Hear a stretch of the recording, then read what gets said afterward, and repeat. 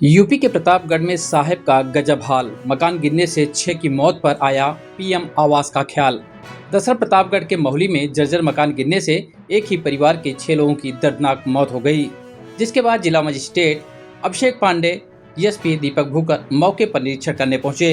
उन्होंने परिवार के प्रति संवेदना जताते हुए मीडिया से बातचीत के दौरान बताया कि अब परिवार वालों को प्रधानमंत्री आवास योजना के तहत नया मकान बनवा कर दिया जाएगा और मुआवजा भी मिलेगा। पीएम आवास पहले ही पास हो चुका था, लेकिन अभी तक लाभार्थी के खाते में पैसा नहीं पहुंचा। जल्द ही उनके खाते में पैसा पहुंचा दिया जाएगा। साहब के जाने के बाद आसपास के लोगों का सिर्फ यही कहना था कि अगर पीड़ित परिवार को योजना का लाभ पहले मिल गया होता तो शायद इतना बड़ा हादसा न होता। शायद हादसे के मलबे के बीच में अब जो पीएम आवास की फाइलें हैं वह ढूंढी जा रही हैं। बता दें कि प्रतापगढ़ के महुली में सुबह करीब 2 बजे एक ऐसा हादसा हुआ जिसने पूरे महुली को हिला कर रख दिया।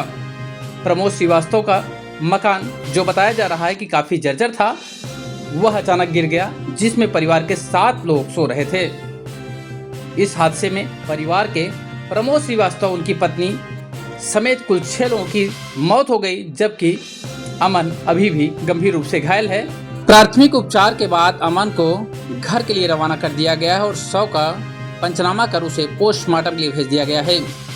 वहीं जानकारी के बाद तमाम राजनेता और प्रशासनिक अमला भी अब मौके पर पहुंचा है और पूरे मामले में उचित कार्रवाई, उचित मुआवजा, पीएम आवास जैसे तमाम ऐसी योजनाएं हैं जो सरकार द्वारा संचालित है, उसे देने की बात कही जा रही है। सुनिए क्या कुछ कहा है डीएम अभिषेक पांडे ने।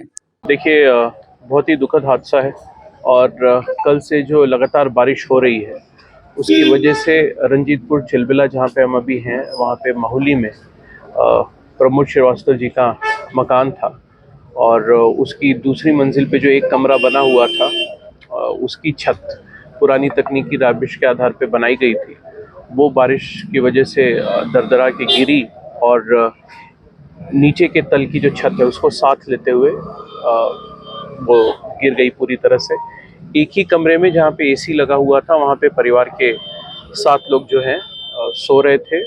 उसमें से प्रमोद जी, उनकी पत्नी, उनका एक और लड़का और उनके दूसरे लड़के अमन की पत्नी और 2 बच्चे।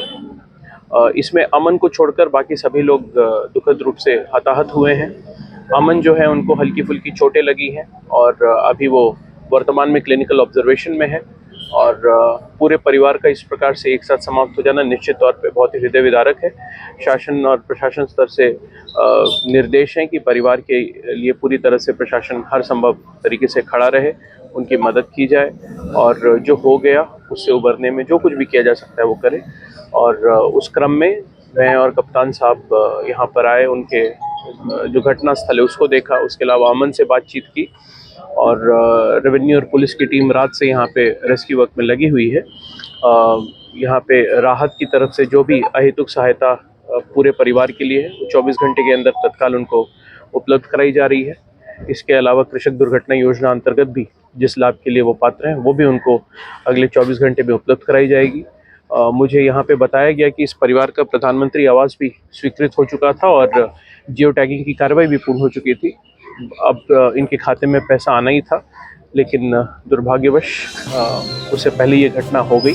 तो प्रशासन पूरी तरह से हर संभव मदद के लिए परिवार के साथ खड़ा है और इसी के साथ जो बाकी हमारे क्षेत्र के अधिकारी हैं उनको भी सचेत कर दिया गया है कि तत्काल प्रभाव से एक स्ट्रक्चरल ऑडिट अपने अपने क्षेत्रों में करना प्रारंभ कर दें, जिससे कि इस प्रकार की घटनाओं की पुनरावृत्ति ना हो सके।